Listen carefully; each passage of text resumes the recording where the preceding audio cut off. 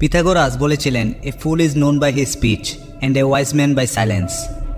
একজন বোকার পরিচয় তার কথার দ্বারা বোঝা যায়, আর একজন জ্ঞানীর পরিচয় হয়ে থাকে তার নীরবতায়। এমনকি আচার্য চাণক্য বলেছিলেন, যে ব্যক্তি এটা বুঝে যাবে যে কখন, কোথায়, কি এবং কতটুকু বলতে হবে, সে ব্যক্তিকে সফল হওয়া থেকে কেউ আটকাতে পারবে না। কারণ ধনুক থেকে বের হওয়া বাণ আর মুখ থেকে বের হওয়া কথা কখনোই ফিরিয়ে আনা যায় না। আপনার বলা প্রতিটা শব্দ আপনার শক্তি হতে পারে, আবার বিপদের কারণও হতে পারে। আপনি খেয়াল করে থাকবেন, যখন আমরা কারোর সাথে তর্ক করি আর সেই তর্ক করার পর চিন্তা করি যে ওই সময় আমি এটা বলতে পারতাম, সেটা কেন বলিনি, যদি তখন এটা বলতাম তাহলে তো আমি সঠিক হতাম। কিন্তু তর্ক করার চক্করে আমরা একেবারেই চিন্তা করি না এসব, আর নিজেদেরকে সঠিক প্রমাণ করতে, নিজেদের কথার ভ্যালু রাখতে উল্টাপাল্টা যা ইচ্ছা বলে দেই। আর মানুষ তখন আমাদের কথার গুরুত্ব দেয় না, আমাদেরকে মূল্যহীন ভাবতে শুরু করে। তবুও অনেক মানুষ তাদের নিজেদেরকে বড় দেখাতে চুপ থাকতে পারে না, যেখানে অনেক মহাজ্ঞানী, মহারাজা এবং সফল ব্যক্তিরা উদাহরণ হয়ে রয়েছেন এবং বুঝিয়েছেন সাইলেন্স থাকার মধ্যে আসল ক্ষমতা থাকে। তাই আজ আমি 5টি পয়েন্ট বলবো, যার মাধ্যমে আপনি বুঝতে পারবেন সাইলেন্ট বা চুপ থাকার গুরুত্ব কতটা। সাইলেন্ট থাকার প্রথম উপকারিতা হলো, silent will make you appear more powerful.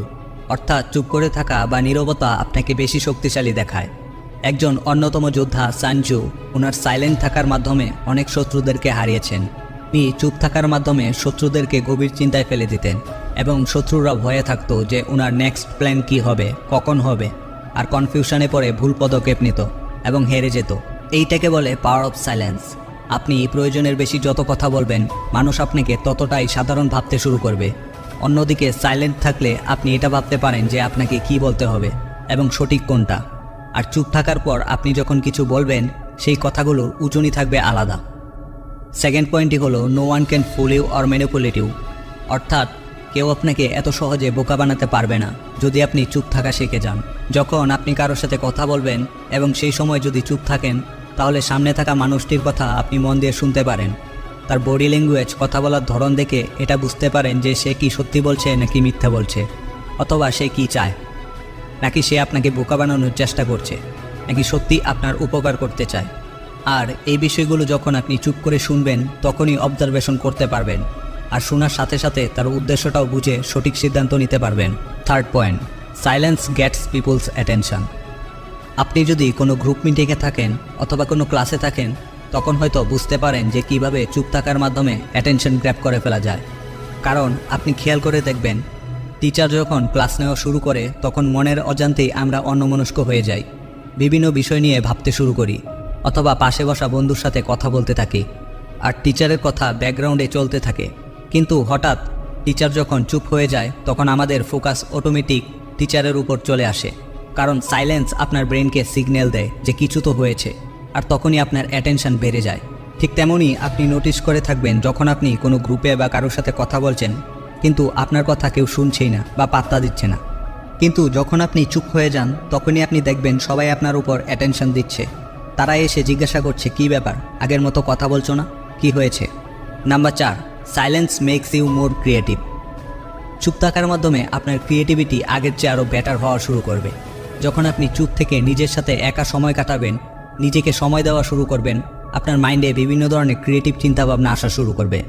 আপনার ক্রিয়েটিভ থটস আপনাকে ধীরে ধীরে প্রোডাক্টিভ তৈরি করে ফেলবে। আপনি যত বেশি ক্রিয়েটিভ চিন্তা করবেন, আপনার ইমাজিনেশন পাওয়ার অর্থাৎ কল্পনা শক্তি তত শক্তিশালী হবে।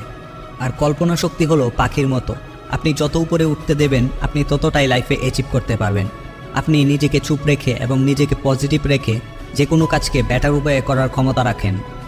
কারণ চুপ থাকার মাধ্যমে আপনার পজিটিভ মাইন্ড আপনাকে better decision, better imagination grape করতে সাহায্য করে, যা আপনাকে ক্রিয়েটিভ বানায়। 5 নাম্বার পয়েন্টই হলো এমন একটি বিষয় যেখানে আপনার চুপ থাকতেই হবে, আর সেটি হলো আপনার প্ল্যানস বা গোলস। অর্থাৎ আপনি যদি কোনো জিনিসের উপর কাজ করে যাচ্ছেন, তাহলে সেটা কখনোই প্রকাশ হতে দিবেন না। এই পৃথিবীতে অনেক মানুষ আছে যারা খোলা বইয়ের মতো, সুযোগ পেলেই মনের সব কথা শেয়ার করে দেয়, সব গোলস, প্ল্যানস শেয়ার করে দেয়। আর প্রবলেম তখনই হয় যখন কোনো কারণে যদি সেই গোল আপনি অ্যাচিভ না করতে পারেন, তখন মানুষেরা আপনার উপর হাসে আর বলে যে এ শুধু বলতেই পারে, কিছু করতে পারে না। আর তখন মানুষের মধ্যে আপনার উপর নেগেটিভ ইম্প্যাক্ট তৈরি হয় আর আপনার সম্মান কমে যায়।